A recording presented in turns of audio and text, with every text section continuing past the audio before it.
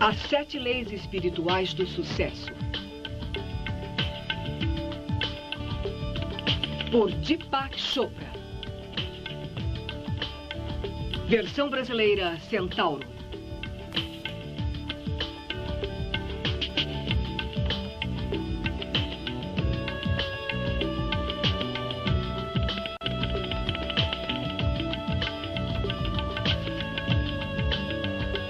Somos os nossos desejos mais profundos. Assim como são nossos desejos, assim é nossa vontade e também são nossos atos. Assim como nossos atos determinam nosso destino. O Dr. Deepak Chopra é um líder reconhecido no campo da cura e da mente do corpo. Trabalhou no Memorial Hospital da Nova Inglaterra e agora é diretor executivo do Instituto da Mente e do Corpo em San Diego, Califórnia. Autor de livros como Corpo Sem Idade, Mente Sem Tempo, A Cura Quântica e O Regresso de Merlin. Este programa se baseia no livro As 7 Leis Espirituais do Sucesso. E agora o Dr. Deepak Chopra. Obrigado. É um grande privilégio e uma grande honra dirigir-me a vocês no dia de hoje. O tema de hoje será As 7 Leis Espirituais do Sucesso. E vocês poderiam perguntar, por que o sucesso? Eu acho que é óbvio que o sucesso é um desejo universal. Não conheço ninguém que não deseje ter sucesso. Mas muita gente, embora queira ter sucesso, não tem uma noção muito clara e nem ao menos pode definir o que é o sucesso. Portanto, eu acho que deveríamos, antes de tudo, definir com muita clareza o que é o sucesso. Eu acho que o sucesso tem muitos componentes. O sucesso pode ser definido como o reconhecimento progressivo das metas terrenas. Os psicólogos e os cientistas já disseram que a mente humana, o sistema nervoso humano, é um organismo que busca metas. O sucesso também é a realização de nossos desejos. Porque temos um número de desejos, tipos distintos de desejos. Desejos materiais de riqueza. Temos desejos físicos, entre eles boa saúde, vitalidade, clareza de pensamento, uma sensação de energia. Temos desejos emocionais, que incluem relações de amor. Também incluem a estabilidade psicológica, a tranquilidade e a liberdade de criação. Temos desejos espirituais, o que significa que reconhecemos que, em algum nível de nosso ser, há outra dimensão, que esta não é a única realidade. Isto que vemos, ouvimos, sentimos, saboreamos, cheiramos, não é só o que existe. Existe um eu mais elevado, e isso nós sabemos por intuição, e temos ânsia em nosso interior de querer tocar esta dimensão mais elevada de nós mesmos. Então, o sucesso inclui a realização de todos esses desejos também. E, por último, acredito que o sucesso é a expansão progressiva do estado de felicidade. Porque um homem pode ser um cientista maravilhoso, ser o homem mais rico do mundo e ainda assim ser uma pessoa totalmente desgraçada. E segundo nossa definição de sucesso, ali não poderia haver sucesso. Havendo definido o sucesso dessa maneira, acho que fica óbvio que se sairmos à rua e perguntarmos às pessoas se elas têm sucesso, de acordo com esta definição, descobriremos que são poucas as pessoas que têm sucesso.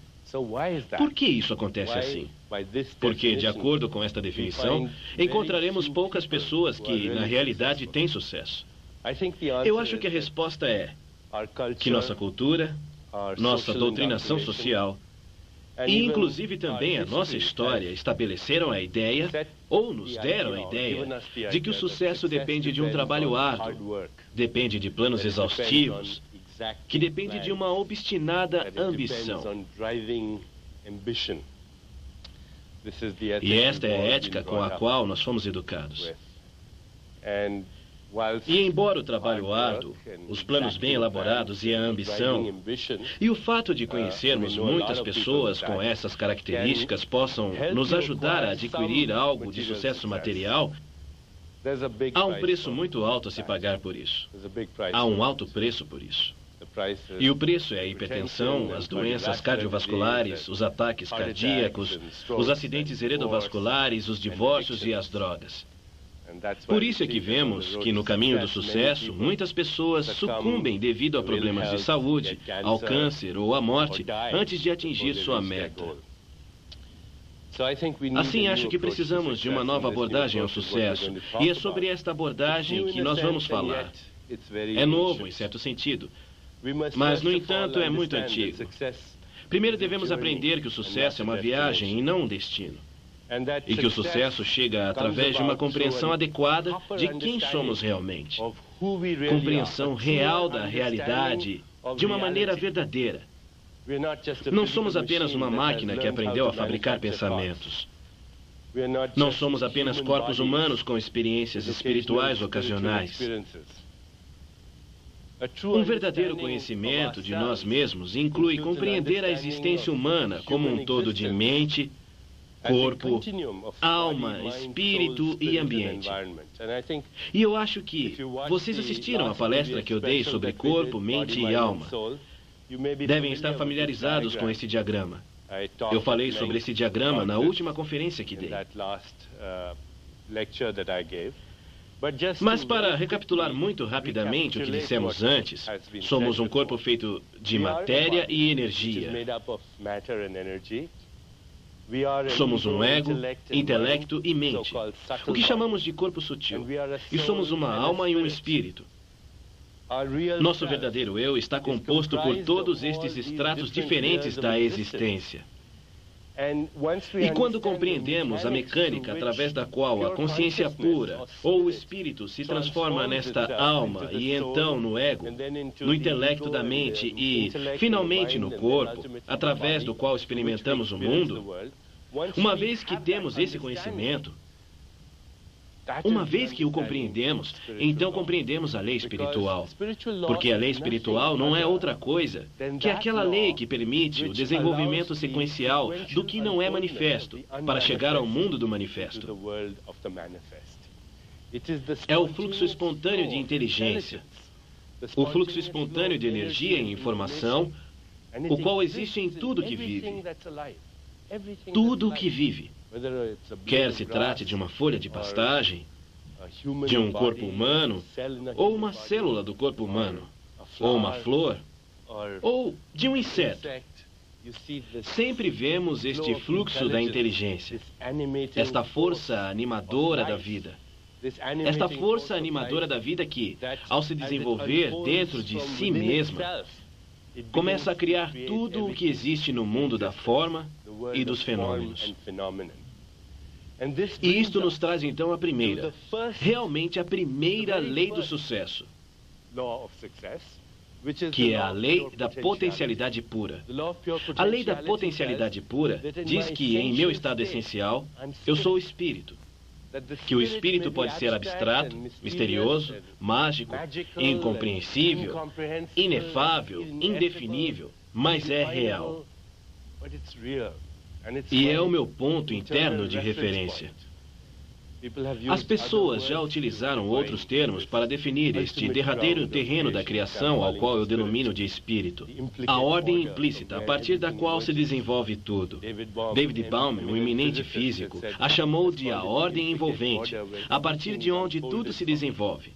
A ordem desenvolvida é o mundo da forma e dos fenômenos. Os cientistas e físicos o chamam de campo unificado. Nossa experiência subjetiva desse campo é só o que conhecemos disto. Nós o experimentamos, sentimos esta pureza, o conhecimento puro, o silêncio perfeito, o conhecimento perfeito, o equilíbrio perfeito. Nós nos sentimos invencíveis. Há simplicidade nele. Há alegria nele. E quando se transforma em nosso ponto interno de referência, quando levamos a consciência dele para onde quer que seja, então já não temos referência com relação aos objetos. Quer dizer, o ego já não é nosso ponto interno de referência. Já não nos sentimos facilmente influenciados por outras pessoas.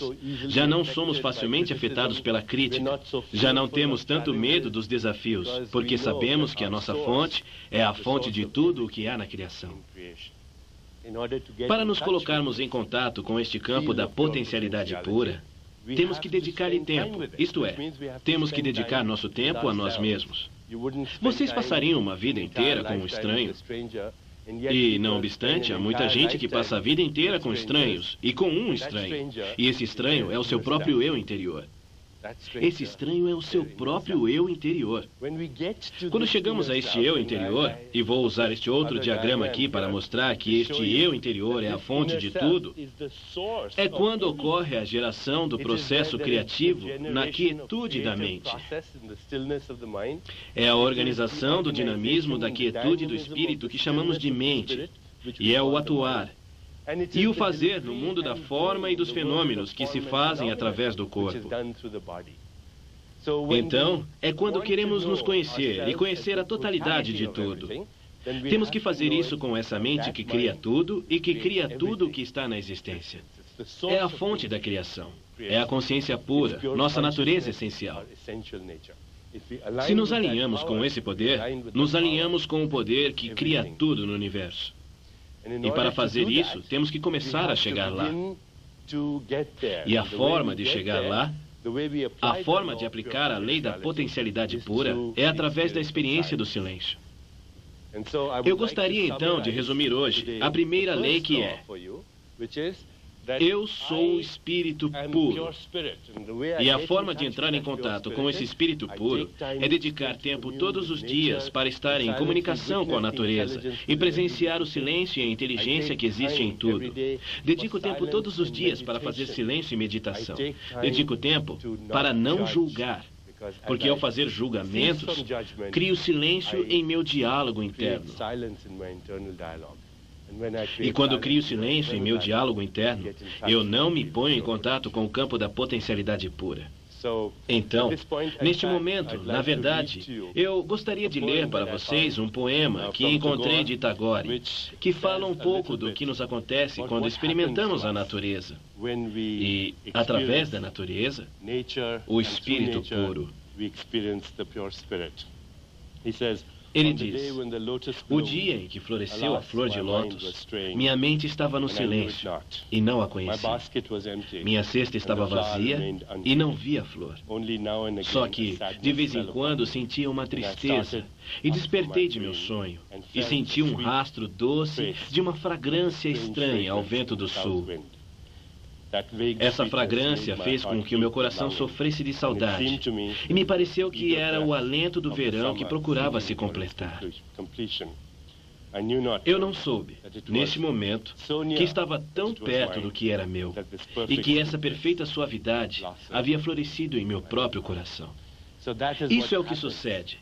Isso é o que sucede quando experimentamos a potencialidade pura.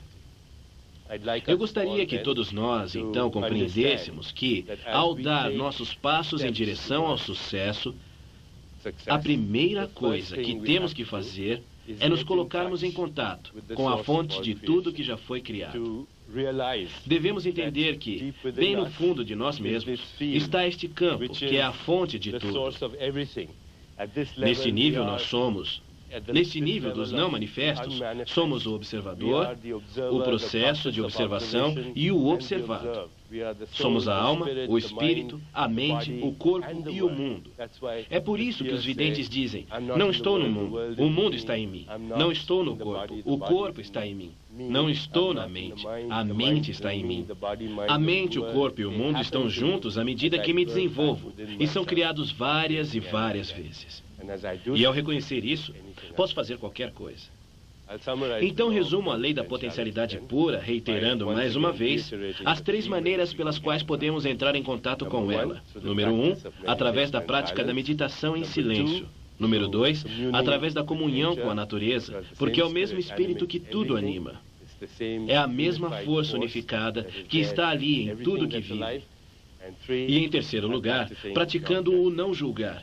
Desistir de tratar de definir e rotular tudo como bem ou mal, bom ou mal, porque é o esquema derradeiro. Como podem ver, o bom e o mal são aquilo que faz com que a vida seja uma experiência de contrastes com significado. São os polos dos contrários que criam a vida. Quer seja bom ou mal, luz ou escuridão, acima ou abaixo, calor ou frio, dor ou prazer. A vida se move dentro destes polos de contrários. E quando aceitamos isso, nos tornamos menos críticos espontaneamente. Deixamos de julgar. Já não temos o desejo de julgar os outros. E quando não temos esse desejo de julgar os outros, isso cria um silêncio em nossa mente. Há uma oração lindíssima que li em alguma parte que diz: hoje não julgarei nada que acontecer. E ao não julgar nada que acontecer, criarei o silêncio em minha mente. E ao criar o silêncio em minha mente, eu me comunicarei e entrarei em comunhão. E terei essa reunião com a mente cósmica que está dirigindo e orquestrando a máquina do universo. A mente cósmica nos sussurra nos espaços de silêncio entre o pensamento. As pessoas já chamaram isso de intuição, revelação, conhecimento súbito, ou inspiração, ou criatividade. Há diferentes termos para dizer a mesma coisa, que estamos nos pondo em contato com o computador cósmico que dirige a diversidade infinita deste universo. Uma vez que reconhecemos isso, uma vez que temos o conhecimento experimental disso, nós nos damos conta de que não há nada no universo que não seja acessível para nós. O que a mente humana puder conceber e imaginar, ela pode criar, porque vamos àquela fonte que tudo cria. Esta, então, é a primeira lei. E, à medida que avançamos neste programa, quero falar a vocês sobre as 7 leis que são os princípios da natureza, que são os princípios através dos quais a natureza se manifesta na diversidade infinita da vida. Ao fazê-lo, veremos como isto vai nos ajudar a realizar todas as metas que temos. Metas materiais, emocionais, espirituais. Todas elas. Obrigado.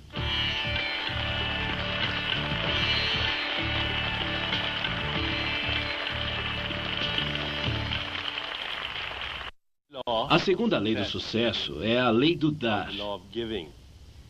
E poderia ser chamada de a lei do dar e receber. Antes de entrar em detalhes, quero ler uma coisa que chegou através da sabedoria do poeta que citei anteriormente, Rabindranath Tagore, que fala sobre dar e receber, e diz: neste recipiente frágil, que você esvazia várias e várias vezes e enche com vida nova, esta pequena flauta de junco que você tem levado através das montanhas e através da qual tem soprado melodias eternamente novas, seus tons infinitos chegam a mim, unicamente nestas minhas mãos tão pequenas. Passam os tempos e você continua vertendo e continua tendo espaço para preencher. Então eu acho que ele expressa de maneira muito bonita que este universo no qual existimos funciona através do intercâmbio dinâmico. Que dar e receber são aspectos diferentes do fluxo de energia no universo e em nossa vontade de dar aquilo que buscamos. Mantemos a abundância do universo. Mantemos esse fluxo circulando em nossa vida. O próprio Jesus Cristo dizia: dai e recebereis. Se interrompermos o fluxo do dar ou do receber, interferimos com a inteligência da natureza e a sua energia deixa de fluir do não manifesto para o mundo do manifesto. Assim, devemos continuar fazendo isso, porque no momento em que a gente o interrompe, é produzido um estrangulamento, é produzida uma coagulação, é produzida a morte, a deterioração, a morte da energia.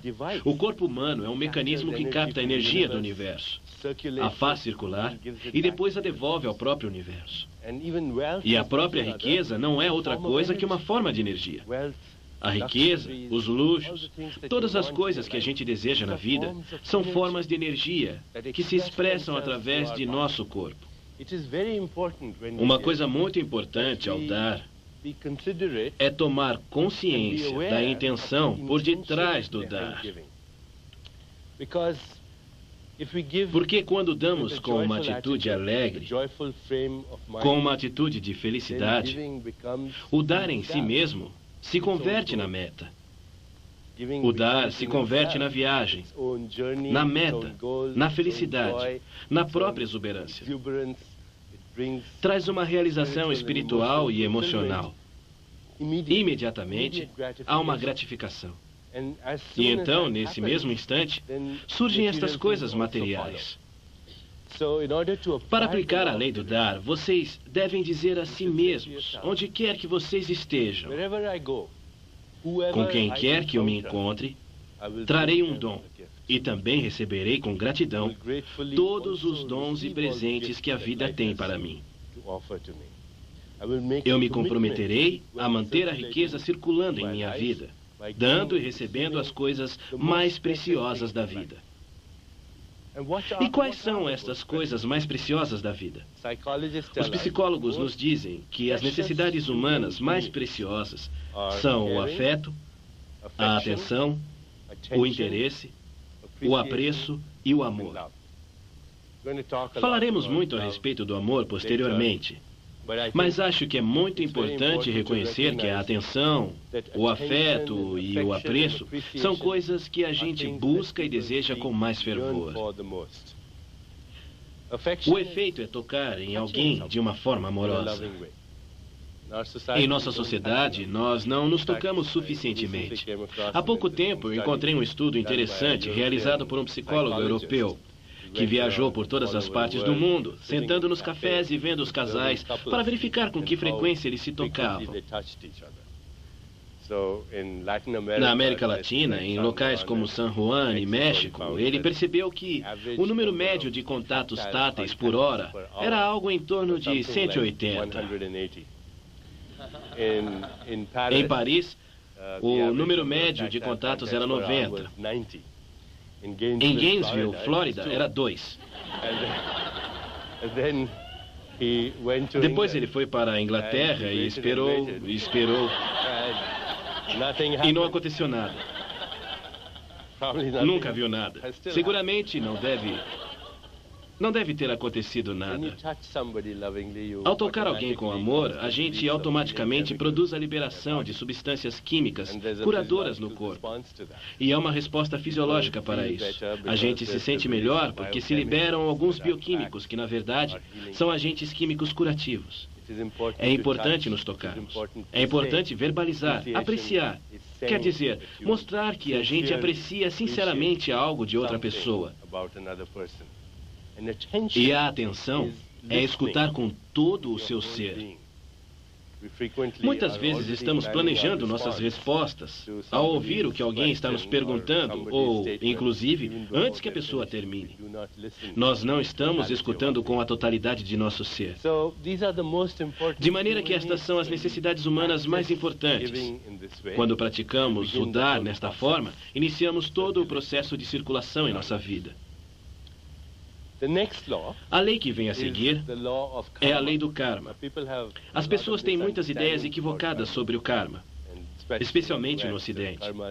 Karma é uma palavra em sânscrito que simplesmente significa ação e escolher. Nós fazemos opções. Em nosso estado essencial, sempre estamos fazendo opções. Estamos fazendo isso sempre. Algumas dessas opções nós fazemos de forma inconsciente. E outras nós fazemos de forma consciente. Mas mesmo assim, nós fazemos opções. Estamos fazendo opções de forma infinita. Neste momento, há um número infinito de opções que eu posso fazer.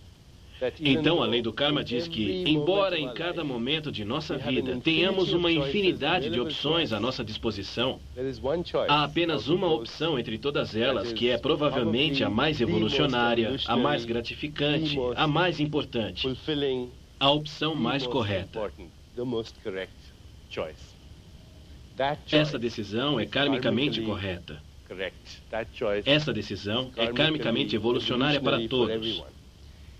Significa que essa opção me trará felicidade e que essa opção trará felicidade a todos os demais que serão afetados por essa opção. Assim, essa opção trará alegria e satisfação para mim e, simultaneamente, trará alegria e satisfação para todos aqueles que são afetados por ela. É karmicamente a opção mais apropriada. Então, a lei do karma diz que toda ação gera uma força de energia que regressa para nós na mesma forma. Esta é a base da expressão, colhemos tudo o que semeamos. E quando atuamos trazendo felicidade e sucesso para os demais, o fruto de nosso karma é felicidade e sucesso para nós. O fruto do karma é sucesso e felicidade para nós. Se vocês desejam ajudar e ser ajudados, é a mesma coisa. Se desejam apreço, como dizíamos antes, então é preciso dar apreço aos outros. Se desejam felicidade, aprendam a dar felicidade aos outros. Se desejam prazer, aprendam a dar prazer aos outros. Se desejam dinheiro, então ajudem alguém a ganhar dinheiro. Isso é o que significa fazer ou tomar uma decisão que seja correta sob o ponto de vista kármico. Como se faz isso? A natureza nos deu um sistema assombroso de inteligência. Eu acho que atualmente vocês têm ouvido falar do termo inteligência emocional. Ou talvez estejam familiarizados com a noção da intuição também, a qual também lhes permite tomar decisões que são corretas sob o ponto de vista kármico. A natureza nos dotou de um sistema de computação assombroso em nosso corpo, que é a sensação. É a sintonia fina da sensação. E nesse nível mais fino de sensação em nós, há um sistema de computação que vai muito mais além do que existe dentro dos limites da racionalidade. Porque este sistema de computação é o enlace com os espaços entre os pensamentos. Eu já mencionei isso anteriormente. É o enlace com o computador cósmico, que é um campo de correlação infinita, de possibilidades infinitas. O que significa correlação infinita? Significa que existe a capacidade nesse sistema de fazer uma infinidade de coisas e, ao mesmo tempo, criar acontecimentos para poder cumprir com o desejo. Simultaneamente. O corpo tem esta inteligência. O corpo humano pode pensar, pode tocar instrumentos, pode matar bactérias, pode eliminar toxinas, pode fabricar um bebê. Tudo isso ao mesmo tempo. E enquanto faz isso, está monitorando o movimento das estrelas. E incorpora esse ritmo cósmico dentro de seu próprio ritmo biológico. Não há nenhuma inteligência dentro do pensamento racional que possa fazer isso, porque o pensamento racional é linear, enquanto que isto é contextual, relacional, intuitivo, sábio. E é uma inteligência que leva tudo em conta. Por isso eu lhes dizia que é contextual, que leva tudo em conta. Não tem uma orientação onde haja o que perder e onde haja o que ganhar. Não acredita na causa e no efeito linear, porque envolve todas e cada uma das células de nosso corpo. Tem isso, tem essa capacidade de computação. E como temos acesso a eles? Somente escutando as mensagens de nosso corpo. Existem somente dois tipos de mensagens que chegam ao nosso corpo, pelo nível mais fino das sensações. Um é uma mensagem de conforto e o outro, uma mensagem de desconforto. Um é uma mensagem de prazer e o outro, uma mensagem de desprazer, para definirmos de uma maneira bem simples. Quando dizem que alguém é muito intuitivo, é porque essa pessoa escuta as mensagens que o seu corpo está mandando. É um alto sentido de percepção. Essas pessoas podem sintonizar esse alto nível de sensação. Assim, se vocês quiserem aplicar a lei do karma, a primeira coisa que devem fazer é cultuar a inteligência corporal. Realmente é preciso ser um bom animal. Cultuar a inteligência corporal, escutar o que o seu corpo lhe diz. Quando estiver diante de uma opção, pergunte ao seu corpo, devo fazer isto? E se o seu corpo lhe enviar uma mensagem de aceitação, então está correto karmicamente fazer isso. Você pode pensar que o coração é muito brando ou sentimental, e você será guiado de maneira errônea, especialmente se estiver tentando chegar a um acordo com alguém ou tratando de negociar alguma coisa. Mas na verdade não é assim. Uma vez entrevistei um homem de negócios muito bem sucedido no Japão que havia amealhado durante a sua vida mais de 250 bilhões de dólares. Ele era o antigo fundador da corporação Sony, o primeiro fundador e presidente da corporação Sony. Perguntei a ele se havia ido à escola de administração de Harvard. e descobri que ele não havia frequentado nenhuma instituição de estudos avançados de negócios. Ele dizia que quando tinha que fazer um negócio, perguntava ao seu corpo. Ele dizia que praticamente comia o contrato, e se lhe desse indigestão, cancelava o negócio. E quando se sentia bem, prosseguia e o completava. Assim, aqui em seu corpo, particularmente nesta área conhecida como coração, considerando que o coração não é apenas uma bomba, mas um órgão inteligente e sábio, está esse sistema de computação. Pergunte a ele e leve essa decisão do nível subconsciente ao nível da mente consciente, ouvindo o coração. Observe sua decisão. Cada vez que tomar uma decisão sozinho, observe. Não é preciso analisar, não é preciso mencionar, não é preciso definir, não é preciso descrever. Basta apenas observar. Ao observar seu coração, você o leva do reino do subconsciente ao reino da mente consciente. O segundo passo é dado à medida que se observa esta decisão também. Apenas observando a decisão, se podem ver as consequências que esta trará. E no meio da observação desta decisão, você deve se perguntar: esta decisão trará felicidade e sucesso para mim? Trará felicidade e sucesso a todos aqueles que são afetados por ela? E depois pergunte ao seu corpo. Se ele disser sim, então é a decisão correta. Se disser não, então não é a decisão correta.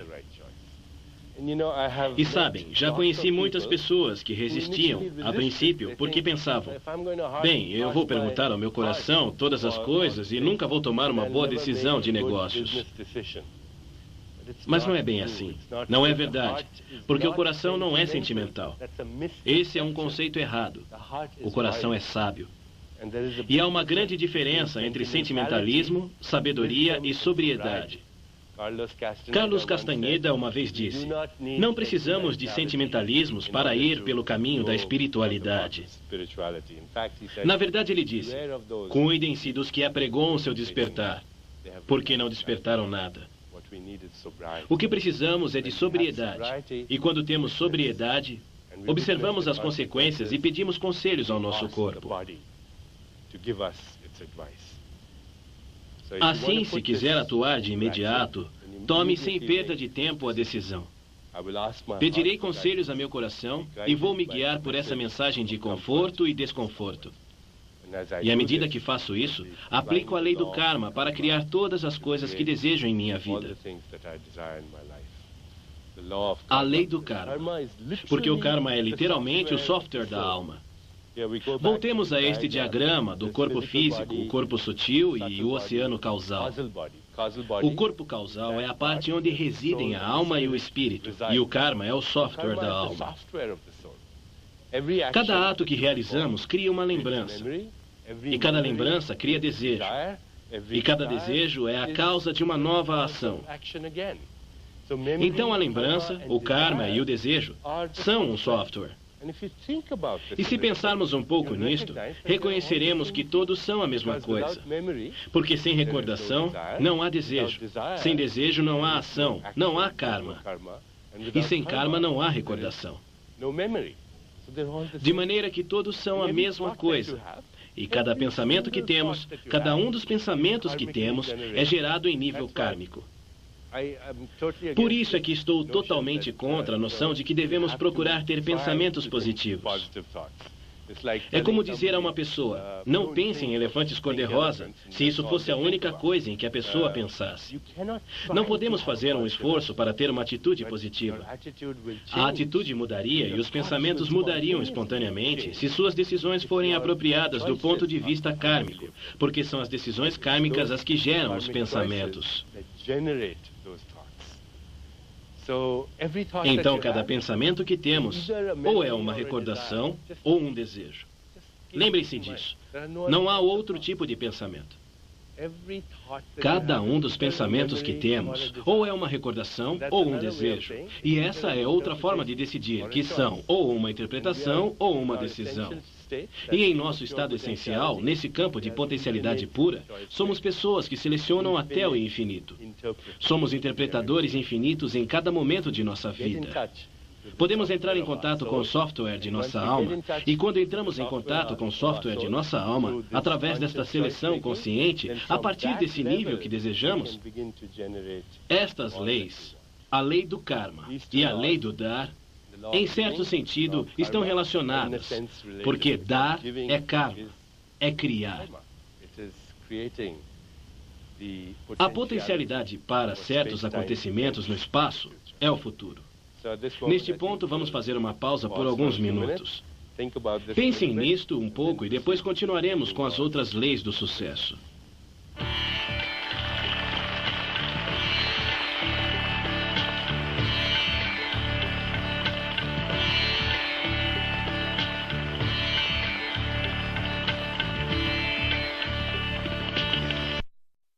Quando eu lhes falava sobre a lei do karma, quando as pessoas ouvem a palavra karma, como não estão muito familiarizadas com ela, parecem sentir que karma é um universo de determinismos. Vivemos em um universo determinista, onde tudo está ordenado pelo karma, ou existe a livre vontade e, obviamente, o livre-arbítrio. E, naturalmente, os filósofos têm debatido através dos séculos toda esta proposta. É um universo de determinismos ou é um universo de livre-arbítrio? E a resposta parece ser que, simultaneamente, são as duas coisas. Se a pessoa não tiver consciência, é porque vive em um universo totalmente determinista. E muitos de nós somos assim. Somos modelos pavlovianos que salivamos quando ouvimos o soar da campainha e reagimos a todos os estímulos da rua. Se ouvimos um elogio, nos sentimos felizes. Se ouvimos uma ofensa, nos sentimos irritados pelo resto da vida. E isso é o que chamamos de liberdade. Mas não é liberdade. É um universo determinista, se a gente não tem consciência disso. Mas nós temos consciência. E a espiritualidade não é outra coisa, senão um avanço no sentido desse terreno da consciência que está mais consciente. De modo que, afinal, chegamos a ser conscientes da própria consciência. E é ali para onde vamos todos, inclusive aqueles de nós que nos esforçamos, porque a evolução é a natureza da vida. Mas quero que vocês se lembrem que o karma é, na verdade, a derradeira afirmação da liberdade. Vou ler para vocês o que disse Swami Vivekananda sobre o karma. Karma é a afirmação externa da liberdade humana. Nossos pensamentos, nossas palavras e atos são os fios da rede que tecemos ao nosso redor. E a lei do karma, então, leva à lei seguinte, que é a lei do menor esforço. A lei do menor esforço. Vou ler para vocês o que diz aqui sobre a lei do menor esforço.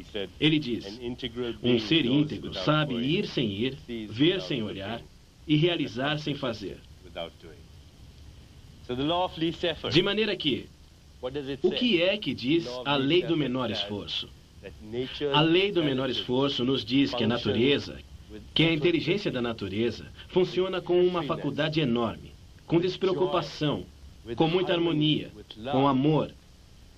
E quando utilizamos as forças da harmonia, a felicidade, o amor e o riso, criamos o sucesso e a boa fortuna com toda facilidade. Vejam a natureza.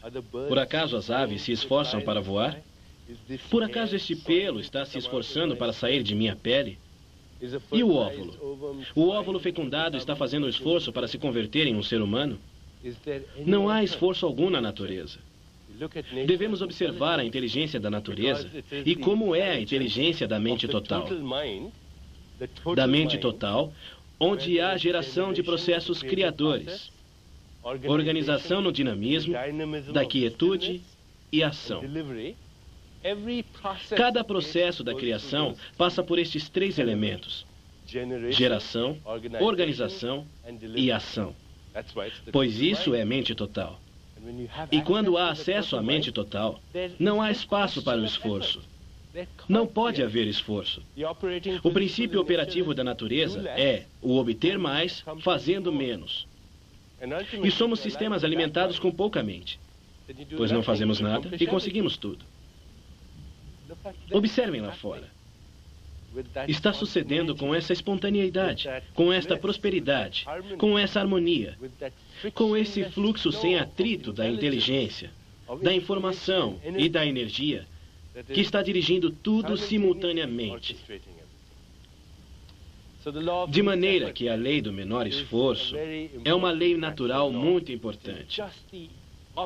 É o oposto total da lei que vemos operando hoje em dia em nosso universo. Do trabalhar arduamente, da ambição, de fazer planos minuciosos, de estarmos apoiados na certeza do conhecido. O conhecido é uma prisão.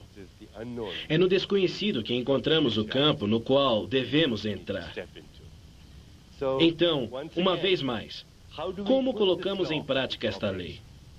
Como pomos para funcionar a lei do menor esforço? Existem 3 princípios fundamentais que devemos praticar a fim de pôr para funcionar a lei do menor esforço. O primeiro é o de praticar o princípio da aceitação. A aceitação significa que eu posso criar o futuro, posso revisar o passado, mas este momento é o que eu devo aceitar tal como é, seja como for, porque todo o universo conspirou para criar este momento. E, portanto, este momento é precioso. E assim, tenho minha atenção posta neste momento. Estou literalmente na presença dessa mente total que está dirigindo a infinidade do universo. Também significa que se as coisas não saem como eu quero neste momento, eu simplesmente abro mão. Deixo de lado minhas ideias do que deveriam ser as coisas, porque o universo está pensando outra coisa. Eu renuncio, me entrego a este momento, e dessa forma aceito as situações, as pessoas, as circunstâncias, tal como são, e não como eu gostaria que fossem. Mas claro que posso criar o futuro de todas as maneiras. O segundo princípio é o da responsabilidade. Responsabilidade sem culpa. Da responsabilidade sem vergonha. A palavra responsabilidade, na verdade, significa capacidade para responder. E quanto mais criadoras as respostas a cada desafio da vida, mais responsável é a pessoa. Em cada momento da vida, há certas coisas que as pessoas rotulam como problemas, quando, na realidade, são importantes desafios para acreditar, para evoluir e, inclusive, para obter o benefício material. Se rotularmos cada problema que temos como uma oportunidade, esse fato isolado pode mudar nossa vida. E a responsabilidade significa pôr-se em contato com os sentimentos, com as emoções no momento em que ocorrem e tal como ocorrem. O renomado psiquiatra David Viscott, Dr. David Viscott, tem um paradigma excelente com o qual explica tudo isso. Ele diz: a vida se move dentro do prazer e da dor. E quando nós não nos confrontamos com a dor, no momento de enfrentá-la ou de sofrê-la, não a entendemos, não a liberamos, não a aceitamos. Então nós a encerramos em nosso corpo. E essa dor recordada se manifesta mais adiante, na forma de ira, de hostilidade. Essa dor recordada pode ser prevista no futuro em forma de ansiedade, de terror. E essa mesma dor, quando se dirige novamente para nós mesmos, é experimentada na forma de culpa. E todo o esgotamento de energia que ocorre em todas estas coisas se traduz em depressão, em ira, em hostilidade, em temor. E prever a desgraça, a culpa, a depressão, são os problemas que surgem quando não nos colocamos em contato conosco. E ao nos colocarmos em contato conosco, presenciando conscientemente a dor que estamos sofrendo, estamos nos comportando de maneira responsável. A responsabilidade é a capacidade de nos entregarmos à dor, assim como ao prazer. A vida se move entre estas margens todo o tempo. E esse não é o problema. O problema é ficarmos atolados em alguma das margens. A responsabilidade, portanto, também é a afirmação de nossa própria liberdade. Ninguém pode me magoar a menos que eu dê autorização para que o façam. E depende de mim. Se meu ponto interno de referência é meu ego, é isso que está aqui. Se este é meu ponto interno de referência, como Castanheda disse em um dos livros, isso fará que seja necessário para mim permanecer ofendido pelo resto de minha vida. Mas se meu ponto interno de referência é este, então ninguém tem permissão para me magoar de maneira alguma. O terceiro componente da lei do menor esforço é a prática de renunciar à necessidade de defender o ponto de vista. Falta de defesa. Não significa que eu não tenha um ponto de vista. Na verdade, eu sou um ponto de vista. Mas quando perco a necessidade de defender meu ponto de vista, então eu me torno invencível. O segredo da invencibilidade é a falta de necessidade de defesa. Se vocês lerem os Yoga Sutras de Patanjali, um texto antigo de yoga, e como eu lhes disse anteriormente, a palavra yoga vem da mesma raiz da palavra latina yoga, que significa unificar a experiência do corpo, mente, alma, espírito e ambiente. Então vocês verão que é dentro deste marco de unidade que a invencibilidade provém da falta de necessidade de defesa. Há um sutra que diz: quando não estamos firmemente aferrados à defesa, todos os seres que nos rodeiam deixam de sentir hostilidade, porque não há nada o que atacar. Muito bem, vamos resumir a lei do menor esforço. A lei do menor esforço diz que tudo o que há na natureza sucede de maneira espontânea, fácil, sem atrito, com alegria, com despreocupação e com facilidade, com riso. E se quisermos nos alinhar com essa inteligência, então devemos praticar a responsabilidade. Responsabilidade por nossa situação e pelos acontecimentos que consideramos problemas. Hoje, minha consciência permanecerá estabelecida na aceitação, na responsabilidade e na falta de necessidade de defesa. Vamos continuar com a próxima lei. A próxima lei é a lei da intenção e do desejo. O desejo é a criação. Vou ler para vocês uma parte dos textos antigos sobre esta lei da intenção e do desejo. E este é o hino da criação, de Rig Veda, um dos textos antigos mais conhecidos pela mente humana. Ele diz: no princípio estava o desejo, que foi a primeira semente da mente. Os sábios, ao meditar, em seu coração descobriram, pela sabedoria, a conexão entre o existente e o não existente. De maneira que o desejo é a conexão entre o que existe e o que não existe. E não obstante, temos recebido influências de muitas pessoas em nossa vida que nos disseram: o desejo é bom, é mau. Nada disso. É a mecânica da criação. O desejo é potencialidade pura que está buscando manifestação. Se não houvesse desejo, este seria um universo unicamente de possibilidade eterna, mas sem nenhuma manifestação. E eu lhes dizia antes que o desejo, o karma e a recordação são a mesma coisa. De maneira que o simples fato de ter um desejo significa que nós vamos cumpri-lo, ou, do contrário, não seria parte do software kármico. De maneira que, o que é a lei do desejo e da intenção? A lei do desejo e da intenção diz que é inerente a toda intenção e desejo a própria mecânica da realização. O desejo é o campo da potencialidade pura. Tem um poder organizador infinito, uma correlação infinita. E quando se introduz uma intenção no campo da potencialidade pura, no terreno fértil da potencialidade pura, pomos em movimento este poder infinito de organização a nosso favor. A intenção é uma força poderosa, mais poderosa que a força da gravidade, mais poderosa que o tempo. mais poderosa que o magnetismo ou a energia. E ela é poderosa porque põe em movimento todas essas coisas. Mas devemos saber como pôr em funcionamento essa lei. A forma como o desejo funciona é que se o desejo vem do nível do ser puro, vem do nível da potencialidade pura, do nível do silêncio puro. A gente entra nesse silêncio e introduz o desejo no campo desse silêncio. A gente permanece como referência a si mesmo, quer dizer, tirando o ego para que não seja o ponto interno de referência. Então a gente pode colocar esse desejo nesse campo e deixar que o universo se encarregue dos detalhes. É isso que acontece quando se faz corretamente, e as pessoas estudaram isto e o denominaram de deficiência fisiológica.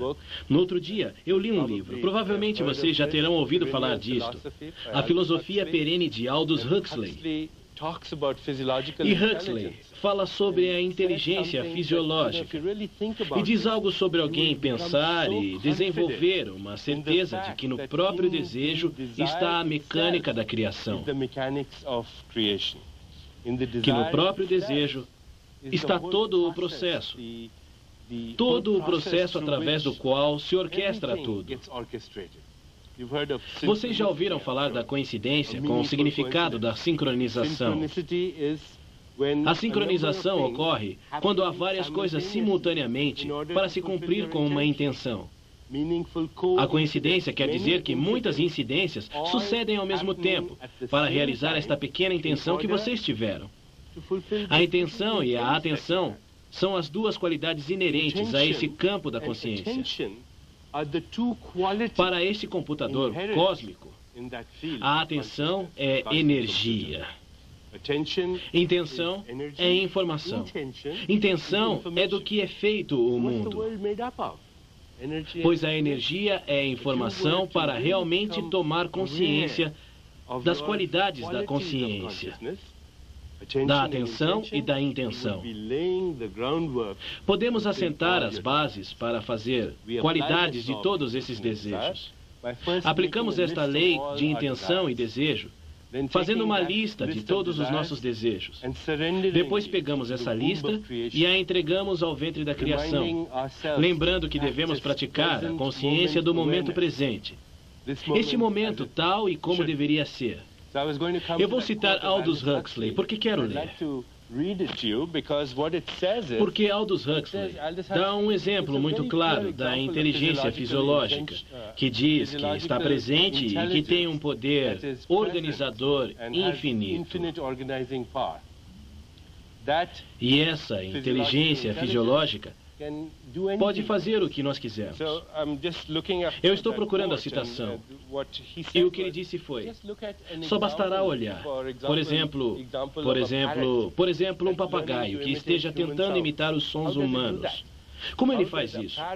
Como é que um papagaio aprende a imitar sons humanos? Alguma pequena intenção desse pequeno cérebro, que é do tamanho de uma ervilha, põe em movimento uma infinidade de acontecimentos de tempo e espaço. Tudo isso para poder imitar a voz humana, que exige que se tenha cordas vocais, dentes, língua, córtex cerebral, córtex neural. Como é que isso acontece? É através da intenção. Um papagaio com o cérebro do tamanho de uma ervilha consegue fazer isso. Nós estamos fazendo isso o tempo todo, quando andamos de um lado para o outro. Vocês entendem a complexidade disso? Se vocês tomassem consciência de cada um dos músculos que precisam ser relaxados, que precisam ser contraídos para podermos andar, nunca poderiam andar, porque a mente ficaria completamente obnubilada ao pensar em tudo isso. Qualquer função fisiológica que vocês possam pensar, metabolizar uma molécula de açúcar, por exemplo. Para isso se requer um poder organizador infinito. A célula tem que enviar imediatamente ordens por meio do pâncreas para que comece a secreção de insulina. Ela envia ordens também para que o pâncreas comece a secreção interna para o cérebro, para que comece a secreção de hormônios do crescimento. É preciso orquestrar tudo e toda essa sinfonia. Mas é que a célula é uma entidade consciente. E se a célula do corpo pode fazer isso, por que nós não podemos? Sim, podemos, porque a totalidade que nós somos é o conglomerado. É a totalidade de todas estas células muito inteligentes, que já sabem como realizar seus desejos. E o mundo que está lá fora é nosso corpo ampliado. Se você está familiarizado com o marco da mecânica quântica, sobre a qual nós já falamos tantas vezes, então irá perceber que não existem limites definidos de nosso corpo. Estamos conectados, de forma inseparável, com os padrões de inteligência do cosmos. Quando soltamos nossa intenção ali, deixamos que esta mente cósmica orquestre a infinidade de acontecimentos de tempo e espaço para obter o resultado que pretendemos.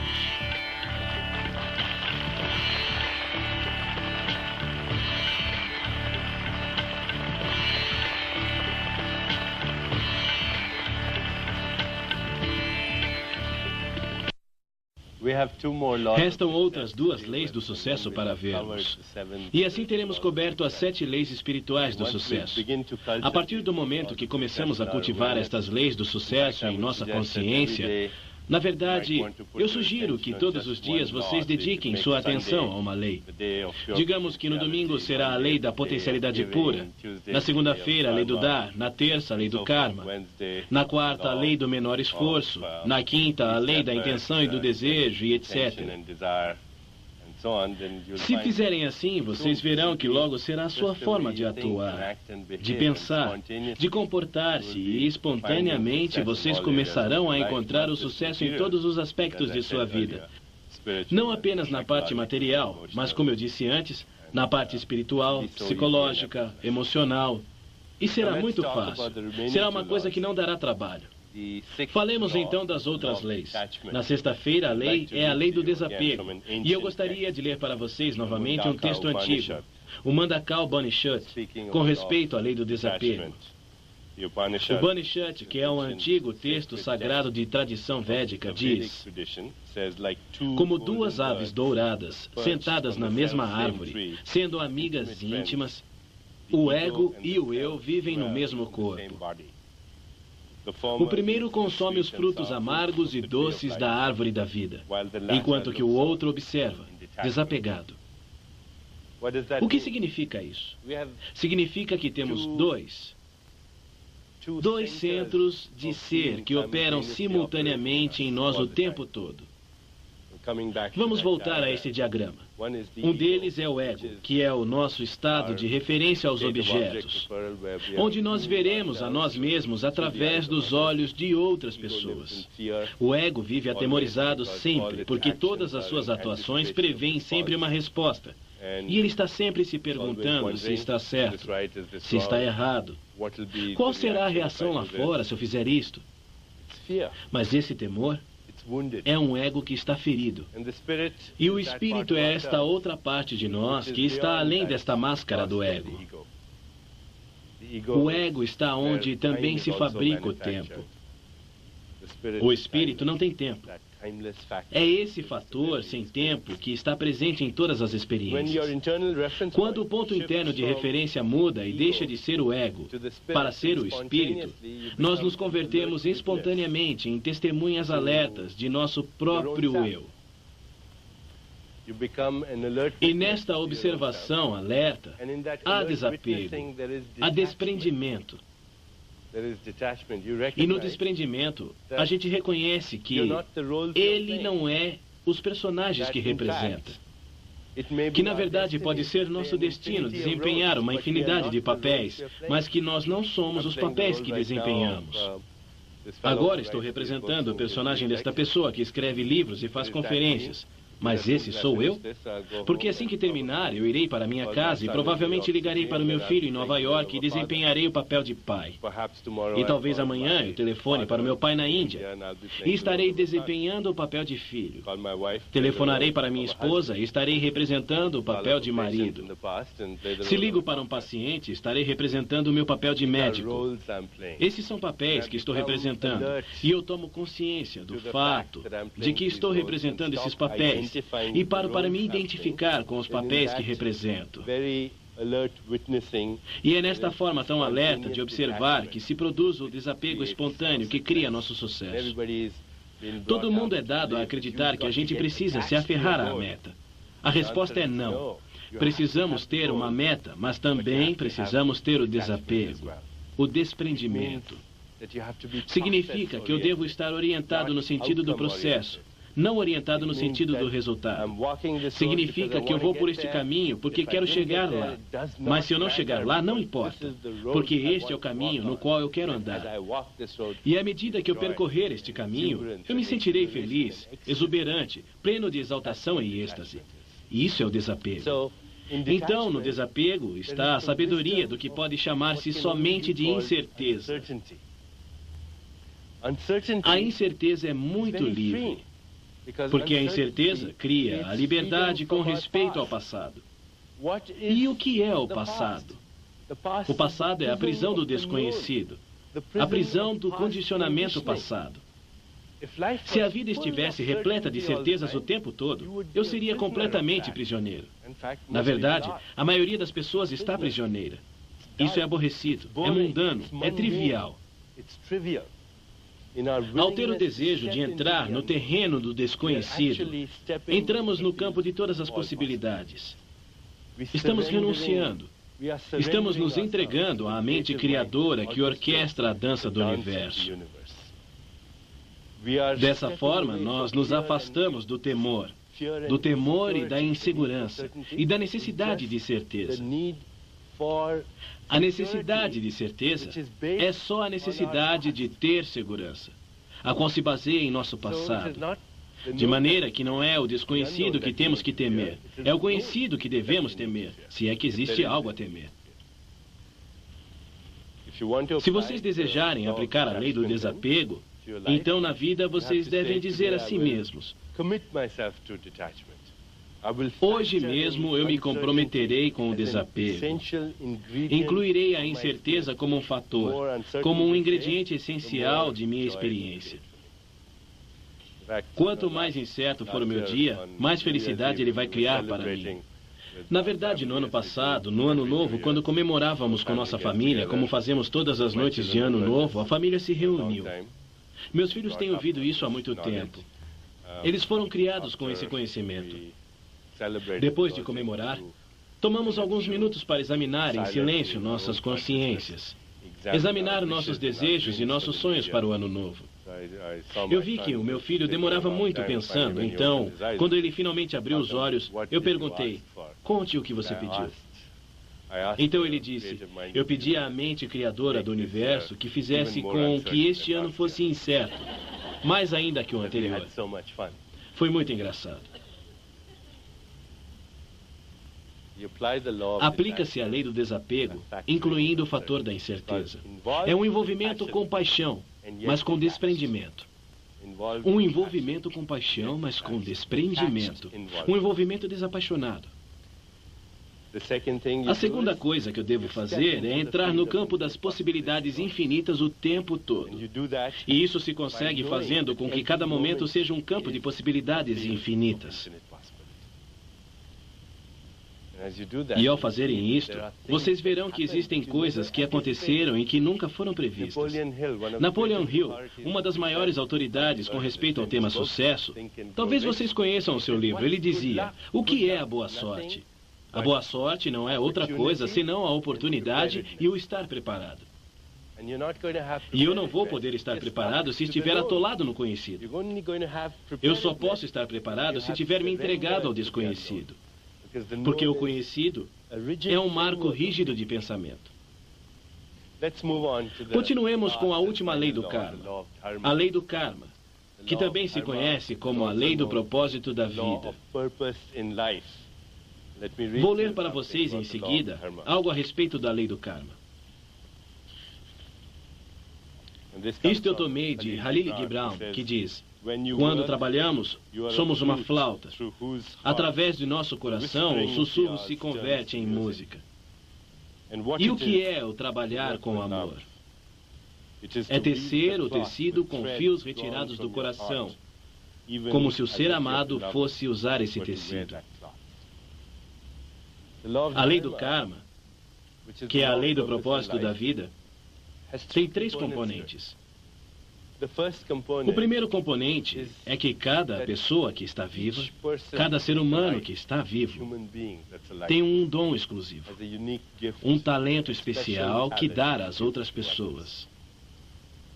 Quando combinamos esse talento exclusivo com o serviço aos outros, experimentamos a exaltação e o êxtase de nosso espírito, que é a meta final de todas as metas. Então, a lei do karma diz que cada pessoa viva pode fazer algo de uma certa maneira que é melhor do que qualquer outra pessoa pode fazer. É uma coisa que vocês podem fazer, e vocês têm uma forma muito especial de fazer, que é melhor do que qualquer outra pessoa pode fazer. E todo mundo tem isso, porque este universo, com sua perfeição, não tem peças de reposição. Ele está completo e perfeito em sua totalidade. E ao aplicar esse talento exclusivo, essa forma exclusiva, há uma sintonia que o acompanha. Nós perdemos a noção do tempo. Nós escapamos dessa consciência limitada pelo tempo e entramos no terreno da consciência sem tempo. Experimentamos a mente sem tempo, a mente que gera, orquestra e atua. A mente que administra esta maquinaria do universo sem tempo, eterno, sem começo, sem fim. Só aquilo que tem princípio pode ter fim. Assim, quando vocês expressam seu talento único, quando estão na lei do karma, experimentam o êxtase, a bonança, a bem-aventurança. Não importa qual seja a sua atividade. Pode ser futebol, pode ser cozinhar, pode ser cuidar das crianças. E vocês sabem que algumas mães estão no karma e outras não estão.